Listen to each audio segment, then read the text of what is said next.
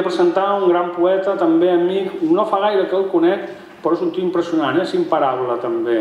Amb tots vosaltres, el gran poeta Lluís Urpinell, sisplau, si pots pujar. Gràcies.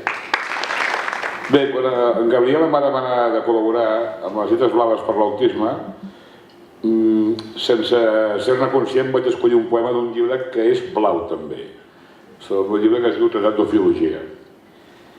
Ens sembla recordar que Freud va dir que els poetes són com nens que s'inventen un món i se'l creuen seriosament.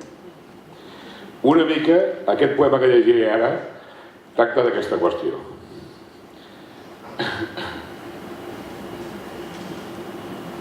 Pàgina 30.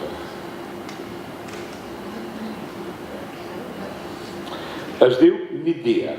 No nit-i-dia, sinó nit-dia. És un neologisme que em vaig inventar. Soc jo un home de dues vides, dia i nit. De nit jo vull el dia jo vull la nit. Així jo visc. Gràcies.